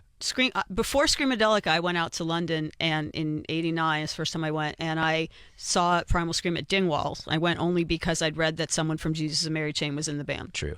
And they were like a very kind of Black Crowes-y band at that point. They were baggies. Yeah. And they right? What year? 89. Yeah, right. So they were right there. I was 3. Happy Mondays and. No, but that wasn't what they sounded like. They sounded like very Stonesy actually at that time. Oh, interesting. But before that, I found out that they had been doing their Bagsy thing, and then they went to a Stonesy phase, which they revisited. But then in '91 they put out Screamadelica, and when I checked that out, I was like. I literally was like, because Primal Scream is, you could see more than one band having that name. It's kind of it's a term, right? It's a term. So I was like, is this the same Primal Scream I saw a couple years ago? Because they didn't sound anything alike. And then they went back to the Stonesy thing, and then Evil Heat. They changed with every album. Oh, I just thought of one, The Cure. At least not up until Disintegration. They changed a lot, because I will say this: when I was a kid in 1984, my grandparents went to London on vacation, or they went to Europe, and I gave them a list of 20 band names for them to buy records when they came back. Because to me, London was like the epicenter of all cool stuff. Which it was. So they went into, this is very nice. My grandparents did this with that list, and they brought me back a few records. From Rough Trade or? I don't know. I don't know. Your grandparents went into rough trade? Probably. Maybe. Right. Probably. I'll have to ask my grandmother. Wow. So they went in and they brought back a few vinyl records for me, and one of them was The Top by The Cure. That's the first Cure record I ever owned. What? Yeah. And the only thing I knew about... What? I know. And that's wild. Because the only thing I had heard from them before that had qualified to put them on this list of cool bands I wanted to check out was the Japanese Whispers era stuff, like the stuff on MTV. Let's Go to Bed, Love Cats, The Walk. Right. Very synthy and very poppy. Mm-hmm. And that was being played on like Top 40 radio in LA. Right. And so then they're like, here's your Cure album you wanted. And I put it on. And I'm like, what the hell is this? That's like an acid record. Interesting. And that was only a year after Let's Go to Bed. Yet I liked it, but it was absolutely not what I expected. And then, so. Of course, both of those records are very different than then the second two. Pornography was before Japanese Whispers. Yeah, right, which is wild. I know. Have you read Lowell's book? I have, and I've interviewed him multiple times, and I understand you're doing something with Lowell. He's talked about it on the air. Has he? Okay, wonderful. He's doing a goth anthology. I know that. Yes, I think in loose terms. Yeah, sort of history of goth, oral history of goth, something like that. He doesn't use the nasty word, though. I don't think so. I'm not sure. He didn't in any of the language that he spoke to me. He used it on this show. Oh, no. And there's an audio of it that we clipped it for SoundCloud. When he said, "Oh, I'm writing a book about the history of goth," I squealed. I think I scared him. I went. Did he define the word? No, we didn't. I know. I'd like to ask Lowell. I tried to talk to him about not just that word, but I do actually believe that the Cure. I don't know how you feel about this. We're sort of the godfathers of emo as well. Well, I mean, both of those words are ridiculous. I mean, yeah. So I would not defame the Cure by using that word. No, but just sort of not so much the sound. Are you an influencer? I think. Okay, I disparaged. Are you a public figure? I disparaged the term emo at the time, in the early 2000s, mid 2000s, when it was like alternative press was all over when it was it. bastardized again. Yeah, but now I look back on some of that scene, even if I didn't like the bands, and I go, well, that was a time when not only was rock very popular with kids, but also like there were a whole bunch of bands telling young boys that it was okay to be sensitive and okay. Oh, that's all fine and good, but the language, the goth word and the emo word, they're silly, they're diminishing and well, I guess really all nondescriptive. Did people used to call AF? What terms did AFI get? You name it, Christian sometimes. Really? Oh yeah, I've heard Christian rock, horror punk. Horror punk. I like the way that one sounds. Not me. Okay. What is horrific about what AFI does? Yeah, I guess that might have been more just like the imagery at the time. I don't know. Horror? Horror is not the right word. Right, isn't it? It's not. There's darkness to your imagery or whatever. Sure, but darkness is not horrific. No. Unless it's horrific, which I don't like horror. So you're contributing to Lowell Tolhurst's book, though? Which was a delight and an honor. I bet. Yeah, it was really great. He asked really, really interesting questions, and to be able to speak with someone who created the world that I fled to was very, very moving. And to see parallels in our perception over the span of decades and cultures was riveting. It was wonderful. He's great. I was really, really honored to be a part of that. Did he mention anybody else? I'm curious to see who's in the book. No, he did say that he's starting some kind of drummer supergroup with Budgie from Susie and the Banshees and Kevin Haskins from Bauhaus. He did mention that because he had put at that time like an Instagram photo of the three of them out together. So of course I was like, what's this all about? What? I know. He didn't give a lot of details, but apparently he's working on some kind of music. I mean, know. Are we talking three drummers? We're trying to beat Adam and the Ants? That's fine with me. Right? We need more Adam. Or did you remember oh gosh, what was that band from San Diego? Crash Worship. Oh my God, I saw them at an art gallery. Of course you did. Yeah. God, it must have been about 1990. Yep. Yeah, they just somewhere in Venice. Yeah. What happened? Yeah. That was visceral. We had Annabella Lewin from Bow Wow Wow on recently. Neat. And we talked about, Chad Smith was hosting that show, and obviously, if you're a drummer of a certain age, you of course worship the ants and all that percussion stuff. Did you see Pop Tones? Speaking of Kevin, Not on the most recent tour, but I did see. I saw one at Swing House, and then I saw it at the Cloak and Dagger Festival. I was gone for both of those, but I did eventually see them. It was interesting because they didn't really. If you're a more casual fan of the Bauhaus and offshoots of Bauhaus, like Love and Rockets obviously being the biggest one, you would maybe, if you're more like kind of grew up with K-Rock and that's kind of what you know. It's not that. It was it was Tones on Tail. It was great. Yeah, I mean, I was really thrilled. They played so much Tones on Tail, and then a little bit of Love and Rockets, and then when I saw them, they played a Bauhaus song. I think they played. I'm trying to remember. They played Silent Hedges, maybe, or what does Ash sing? Not Silent Hedges. Yeah. Hollow Hill. No. Slice. We'll have to look. Slice of Life. Okay. Right. Okay. Yes. Right. It was wonderful. Well, no, I was going to ask you. Didn't you recently see Peter Murphy's? Oh, it was great, show? and David J. Yes, and they played the entirety of Flatfield. Admittedly, I did miss Ash. Was the guy from New Kids on the Block and Peter Cetera there in their shirts? They were both with. We went together. Gang of Four was playing that night, so I wasn't sure which way they were going to go. But aren't Gang of Four like Gang of One now? I don't know. Are they? There's definitely very few original members left. I just picked that for something else that the New Kids on the Block would not listen to. But yeah, so you saw it was in Anaheim, or it was in Anaheim, and it's coming here. And Peter always sounds perfect, and he really brought it, and it was really cool to see David again, and they played. Yeah, they played Flatfield in its entirety, not in order. They opened with Double Dare. Oh wow! And then they played a lot of other Bauhaus hits. There's King Volcano and She's in Parties and Bella, and and he closed with 3 covers. Really? He left the stage and came back and what were the played. covers? I bet you can name them. Well, was it Telegram Sam? Yes. Ziggy Stardust? Now this one's a wild card because I've only seen him do this solo. The next one. You have to tell me. I won't guess. Severance. Really? Yes. Wow. Mm-hmm. Did you ever see Bauhaus when they first reunited in '98? We were probably at the same show. The Hollywood Athletic Club? No, you were at the Athletic Club. I wasn't because oh my God, so amazing. I didn't even know about that. Yeah, that was like their warm-up show. Yeah, it was. I was right, sobbing. Right? Literally, I was sobbing. I was brought to tears when I'd already seen them a few times, but when they came back to do Coachella and they did Glass House, I welled up, being that it was so tight and there was smoke, and my brain took me to what I'd always envisioned as a kid, having never seen Bauhaus as a teenager. Exact same mindset for me at the Hollywood Athletic Club, being like, I finally get to experience. This feels like what I imagined. Well, we need to wrap, but we will continue this conversation with Davey Havok after the break on Volume West.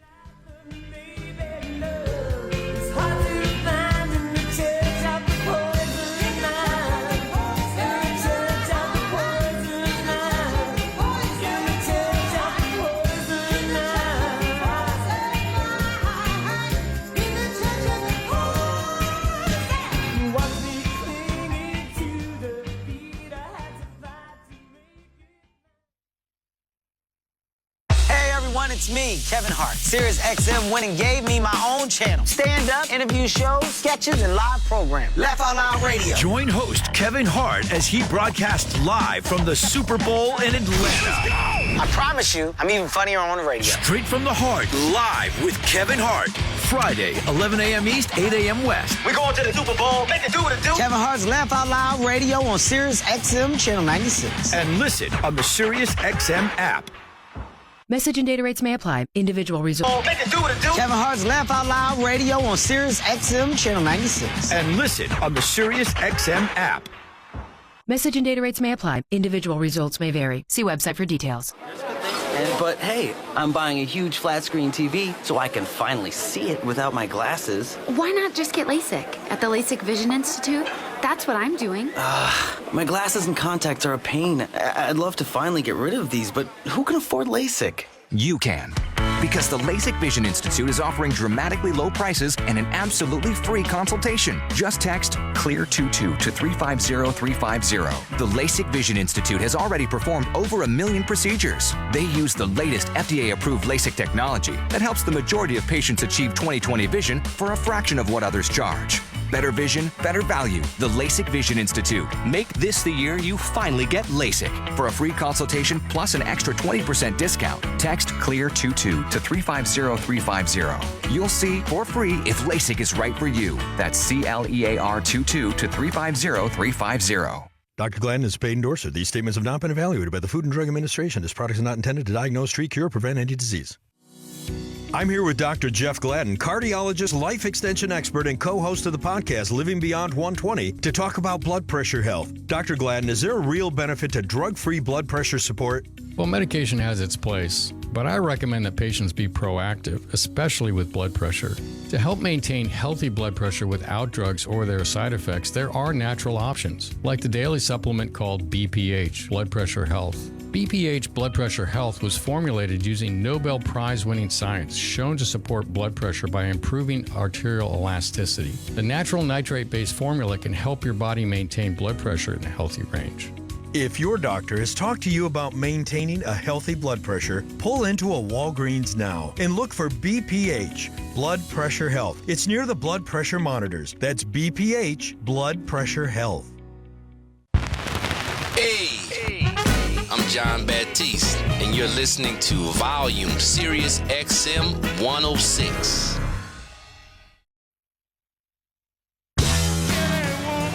As you walk down Hollywood,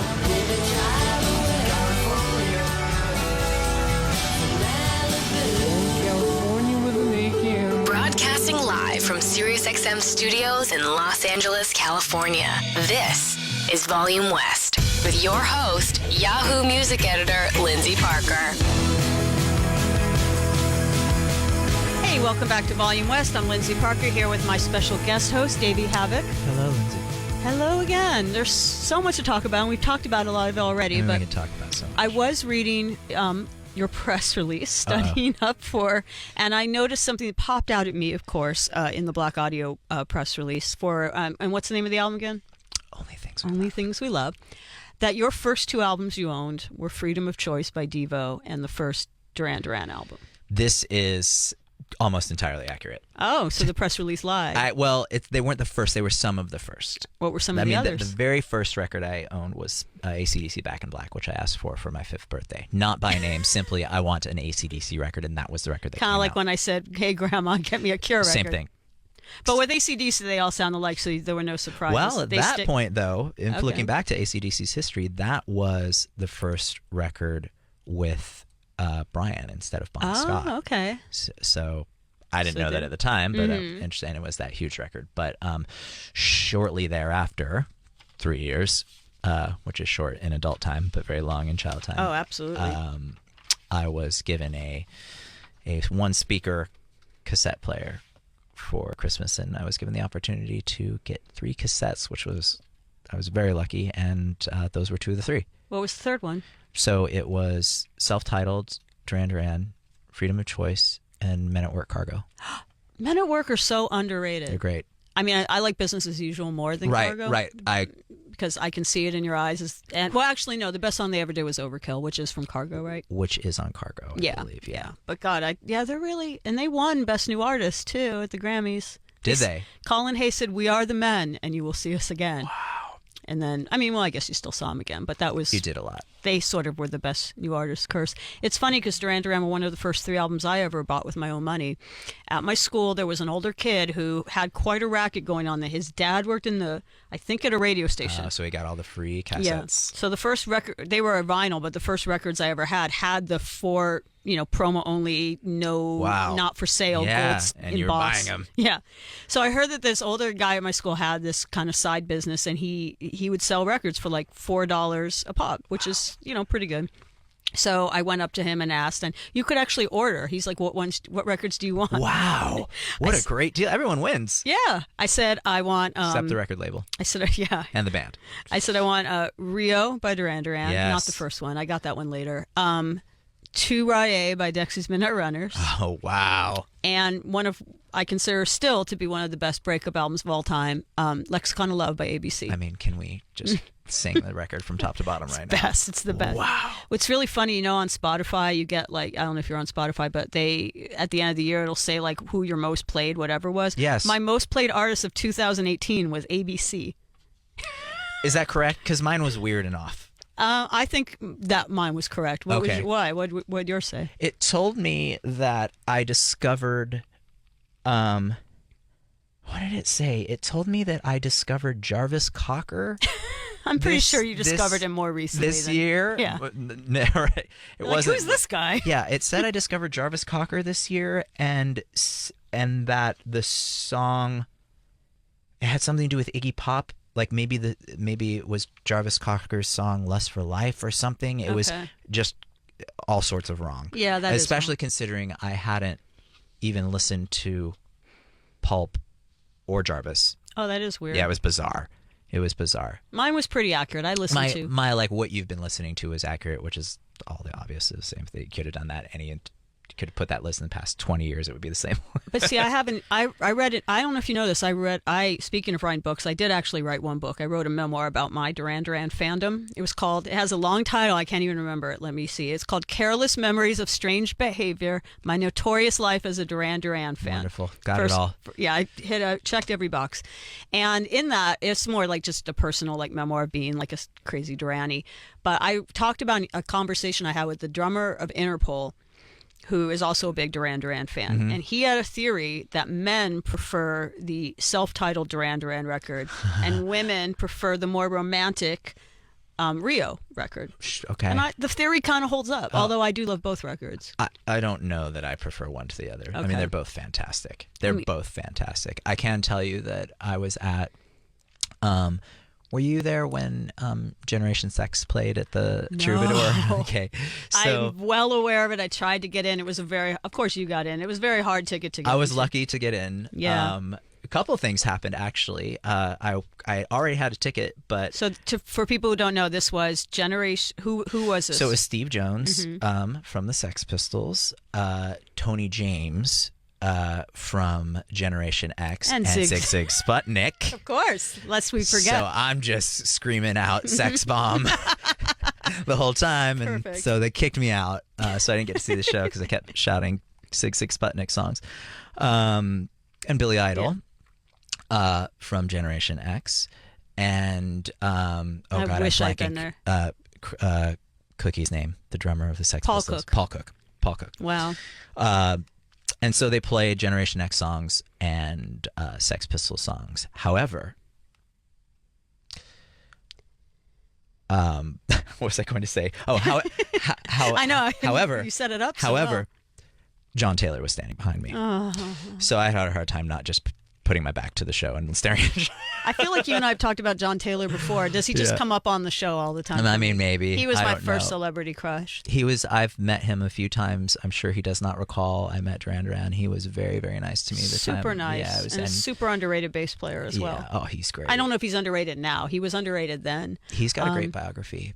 You know what? His biography was good, but you know which one was better? Tell me. Andy Taylor's. Love to read it. It's called Wild Boy. All right. And the reason I think his was better was because he's more bitter and and also has nothing to lose. He's not in the band. He lives in Ibiza, I think now, or some island. He lives far. Wow. He's off the grid. Yeah. He's not in the business. And yet wrote a Duran Duran book. Yeah, he wrote it. He wrote it about 10 years ago. Huh. I think 2007. But the best scene is a scene about the two. Who's his polar opposite in Duran Duran? Like in terms of aesthetic?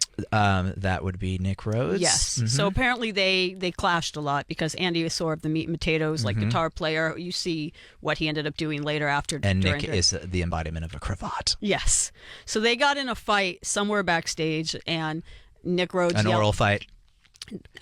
This was not fisticuffs. Well, was a threat of it. All right. And Nick Rhodes says something like, "I'll punch you in the face." Is that so? And Andy goes, "You wouldn't dare break a nail." I love it. And I'm like, this is the best book ever. I love it. Yeah, that book is, John's book was good too, but I feel he glossed over some stuff. I was very interested in the beginning of the book that's all about like the Birmingham stuff. Right. What's really that trip I told you about when in '89 when I went to England. Yeah. We mostly were in London, but we bought a little Brit Rail pass, which allowed us to visit 4 or 5 other British cities. And me and my friend were like, "Let's go to Birmingham," and we only went there because Duran Duran are Just from it. because of Duran Duran. And then we're like, I can Let's see. leave Birmingham. Yeah. No offense to you Brummies out there, but Quickly. we're like, gee, we can see why Duran Duran were so ambitious to get the hell get out of here. out.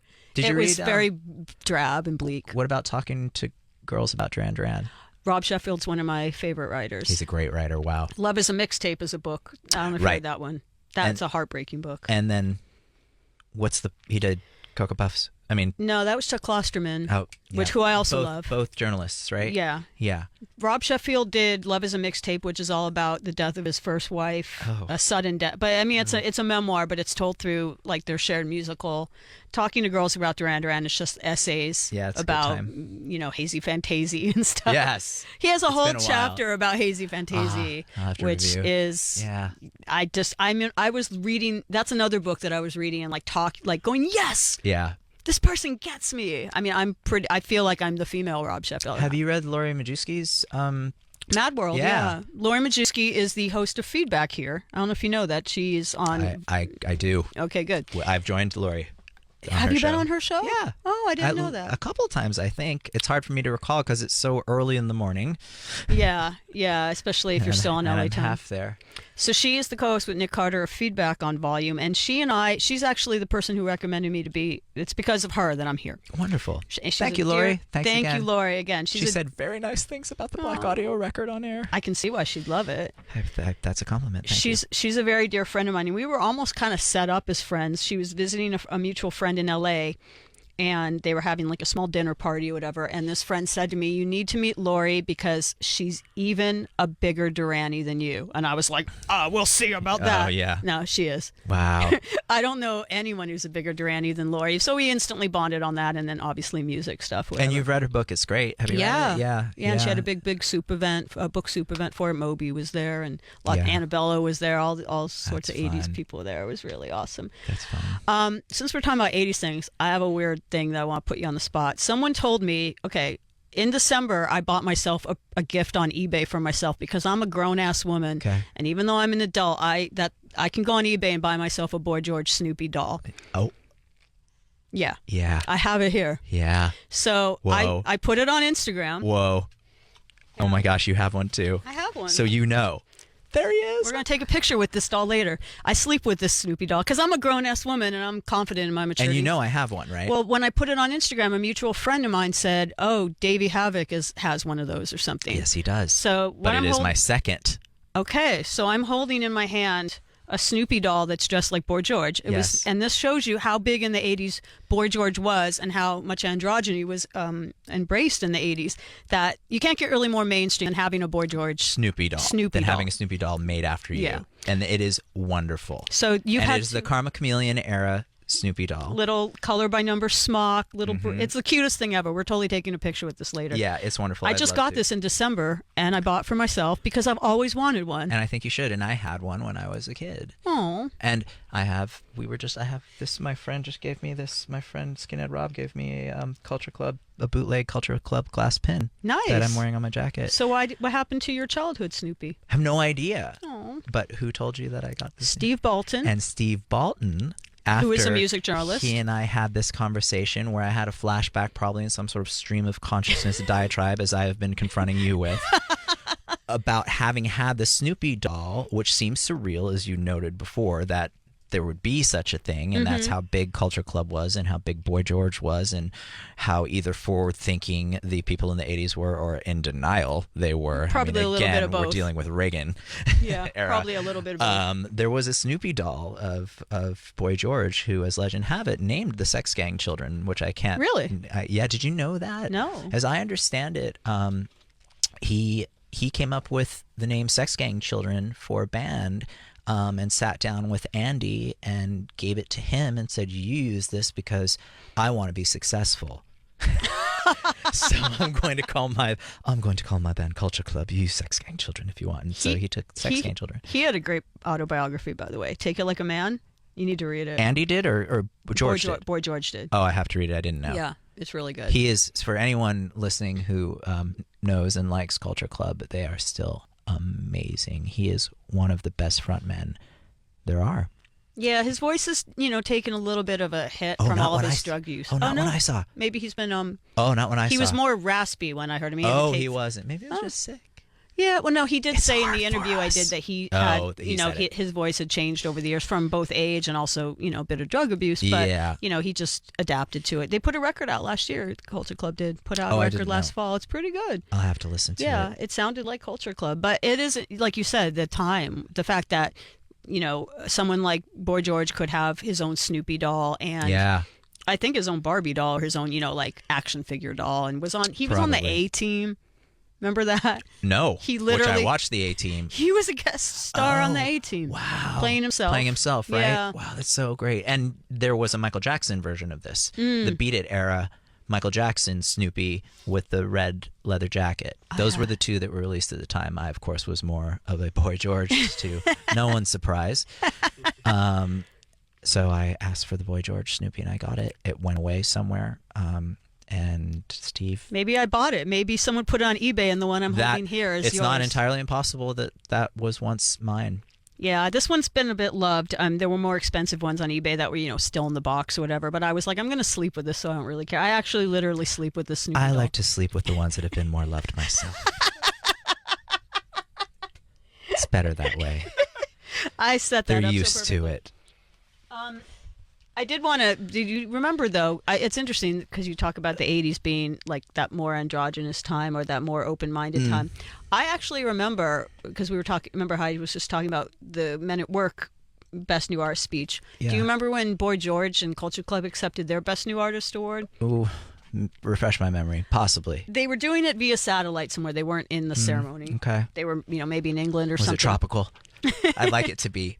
I'd like there to be palm fronds arcing into Boy George. He was I don't know where he was, but he said, "Thank you, America. You've got style, taste, and a good drag queen when you see one." And people were shocked. And I'm like, why are you shocked? He's sitting there. Yeah, you're looking. Yeah. Right. Isn't it wild how people will ignore reality to write in the answers that they need for themselves? Same as with the Village people in the 70s. A lot of people they weren't subtle about what they were doing, what they were singing about, how they were dressed, and people just didn't care. And I mean, sometimes a lot of that has to do with being isolated and not, understanding culture. But then a lot of it is just like, nope, I don't want it to be that, so it's not.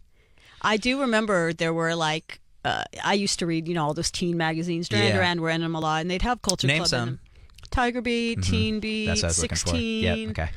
I don't 16 think, I forgot about. Yeah, I don't think Bop was around then. I'm not sure. Might have been around. I can picture the logo right now. Yeah. Bubblegum pink. Everything was pink. Everything was bright. Yeah. But they would have people like Boy George in it, and they'd be asking him what he likes in a girl. And he would answer, right? He'd answer. Yeah. It was always in a way like, oh, I like a natural girl. They realized that 10-year-olds are reading this, so they don't want to say oh, I like a girl. First of all, I don't like girls, but second of all, I like a girl with a big cock. Buy my Snoopy doll. We can say Snoopy on the air, right? Yeah, I think it's okay. We got a 7-second delay. Okay. Oh my God, you need to read Boy George's book. I do. You really I do. As I understand it, and I think George Boy, I don't know him, I wish I did, will attest to this. He's had a long time crush on my dream car bandmate, Adrian Young. I think he's talked about that. I think so. I think it's very public. In fact, I think it was in Rolling Stone. I think he publicly talked about it, which he likes a certain type because the whole John Moss affair. Right. He likes a cute drummer. Yep. Interesting. Yep. How did Adrian take that? Oh, he was delighted. Yeah. I mean, as anyone would be. Absolutely. I mean, he knows a good drag queen. He likes a good drag queen. Do you ever watch RuPaul's Drag Race? I've talked to you about this. We've done this.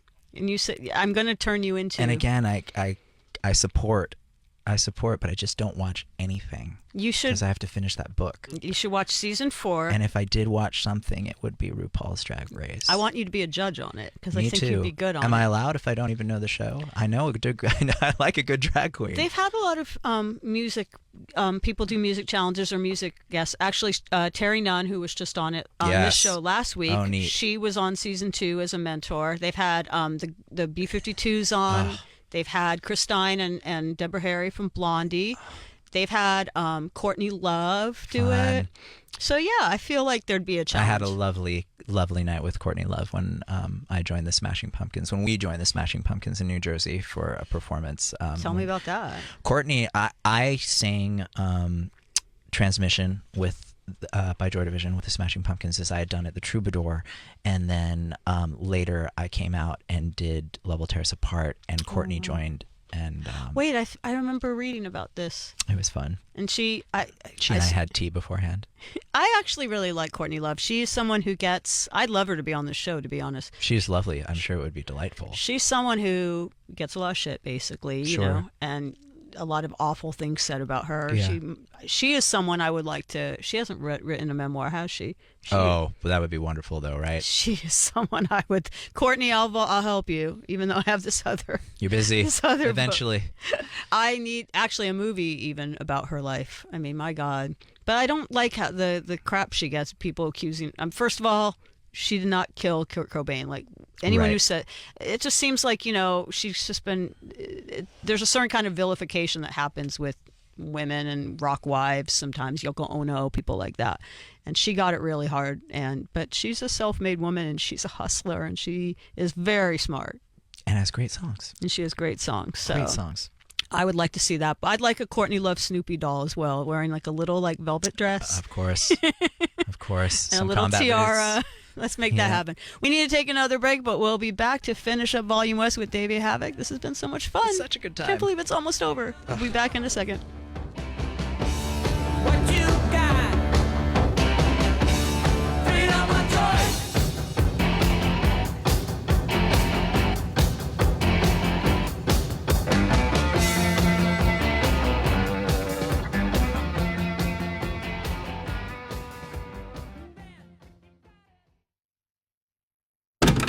Paying tribute to the greatest moments in music. This is a volume playback.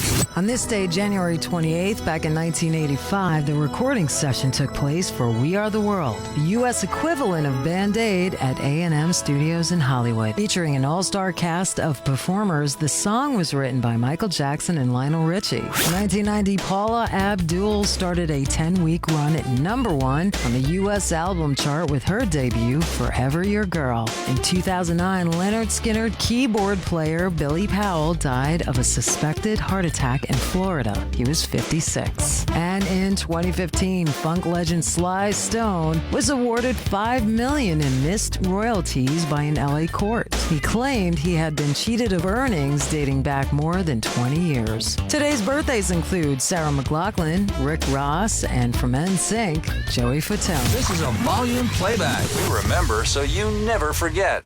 You want stories? I got stories. We were on a Soul Assassin tour with the Cypress Hill House of Pain, and we were all on separate tour buses. House of Pain's guys forgot something in the luggage compartment, and when one of the guys went and opened the luggage bay of the bus, 2 girls came rolling out. They were willing to travel in the luggage compartment of the bus just to hang out with these guys, and, you know, just seeing them roll out was pretty fucking funny at the time. I'm Be Real from the Prophets of Rage, and you're checking out Volume, your liner notes to the world of music. Message and data rates may apply. Individual results may vary. See website for details.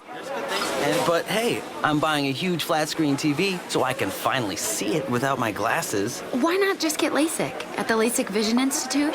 That's what I'm doing. My glasses and contacts are a pain. I'd love to finally get rid of these, but who can afford LASIK? You can. Because the LASIK Vision Institute is offering dramatically low prices and an absolutely free consultation. Just text CLEAR22 to 350350. The LASIK Vision Institute has already performed over 1 million procedures. They use the latest FDA-approved LASIK technology that helps the majority of patients achieve 20/20 vision for a fraction of what others charge.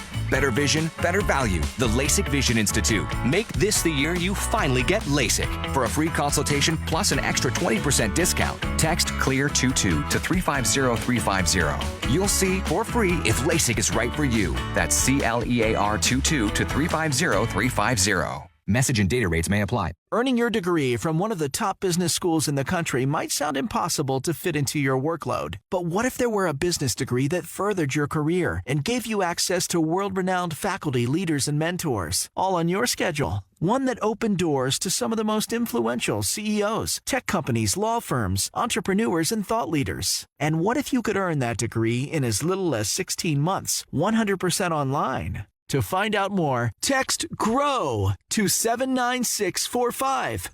That's GROW to 79645. Start your online MBA, Information Management, or Business Analytics Master's Program from the W.P. Carey School of Business at Arizona State University today. Learn more about the W.P. Carey Business Graduate Programs online. Text GROW to 79645. That's GROW to 79645. Hey, we're Paramore. And you're checking out Volume, your liner notes to the world of music. We could live beside the ocean.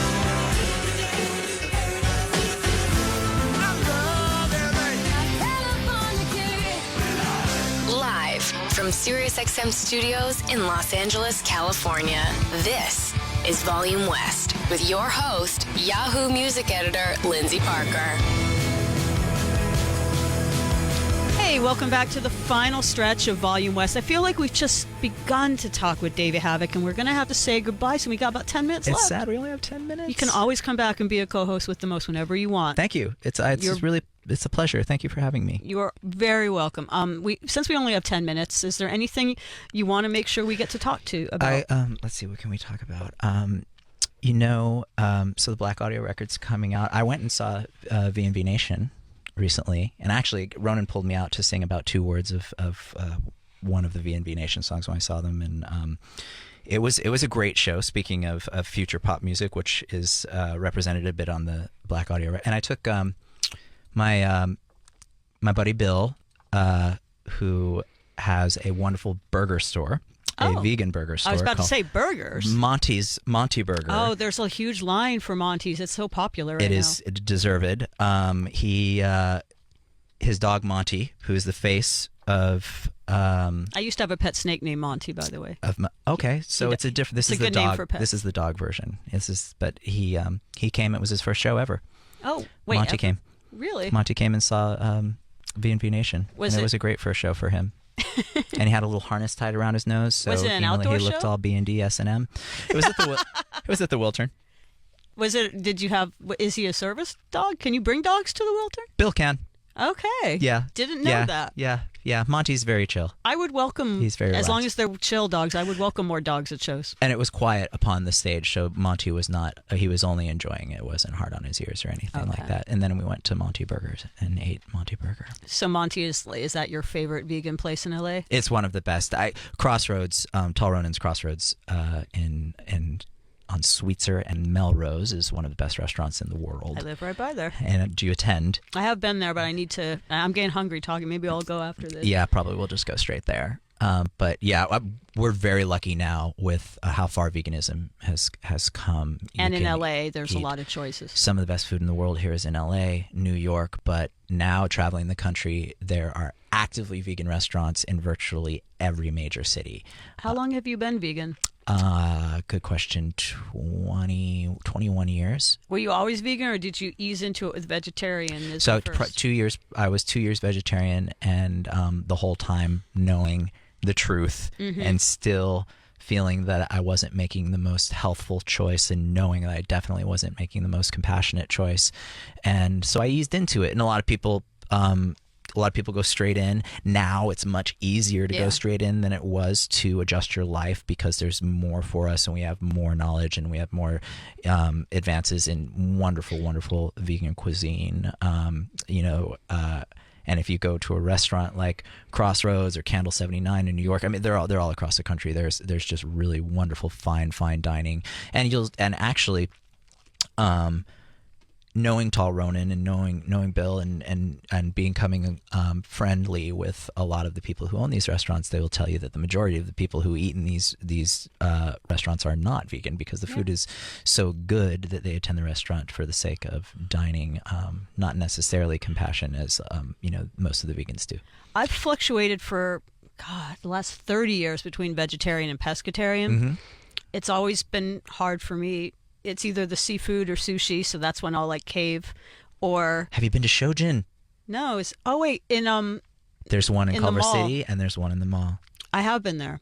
I mean, the vegan sushi place. Yeah, it's the cheese thing. I know there's good cheeses now. That's the thing. Which is not involved in sushi generally. No, but just why I hold off on not going full vegan is just I love cheese. You'll get over it. Okay. I mean, I Italian. Raised Italian. Most of me is still part cheese from my youth. Does your family think it's weird that you're vegan? No, not any longer. Even early on, I mean, they thought it was strange, but I wasn't confronted with what a lot of people are confronted with by their family because culturally, food and dining and the community and the family that is surrounding the dining experience. It gets I have a lot of friends who are their families are from Mexico, and it's a hard sell. My dad still thinks it's weird, and he always loves to give me these far-fetched scenarios that would never happen. Of course. He'll be like, what if you were stranded in the Antarctica? My favorite animal is seals, right? Okay. He'll be like, what if you were stranded in the Antarctica and the only thing you could do to survive or you would die would be to eat seal blubber? What would you do? I'm like, I guess I'd eat seals because I would like to live, but I'm not in the Antarctica. It's not gonna. But what's sad is when I became a vegetarian, this is the last meal of meat I ever ate. There used to be a club. It's now Hyde on Sunset. I know it well. But so you had the coconut teaser. Yes, with a Z. And on, I think it was Sunday. Was it literally the coconut teaser? Yeah. At the time? It was the coconut this is great. teaser. So you're at the coconut teaser. And back on, I believe, Sundays, it was a starving student or starving artist or starving musician's dream. It was like, I think, $5 to get in, $1 beers, and free hot dogs on the patio. Wow. So I used to go, and like 10 terrible local bands, sometimes good local bands. Yeah. So I had made it my New Year's resolution to stop eating meat. Yep. And this was like January 4th or something. And I was on the patio and I was eating my hot dog. And my friend said to me, hey, wait, I thought you made a New Year's resolution to be vegetarian. I went, oh, crap. I forgot. And happened to me too. And I said, I'll just finish this.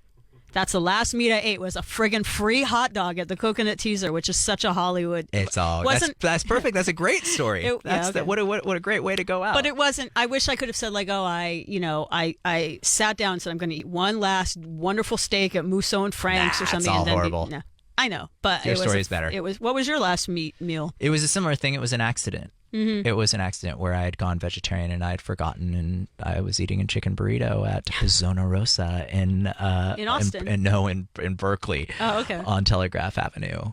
Yeah. And you never, once you actually made the conscious decision to be vegan or to be vegetarian and then vegan, you never. No. Because I'm not really. I mean, I've been tempted by, like I said, the cheese or fish, but I don't have any desire to eat red meat or none. Chicken or anything like that. No, none. I mean, the only time I've ingested animal products is by accident. Did you freak out? I freak out. I don't freak out on the person that did it to me because it was always an accident, or at times myself, like being negligent and putting something in my mouth that I thought was vegan. And the last time was very recent, unfortunately, at my friend's memorial. Todd Youth, who just a rock legend of a man who I was in a band with called Son of Sam. Oh, There's yeah. another band. You've been in a lot of bands.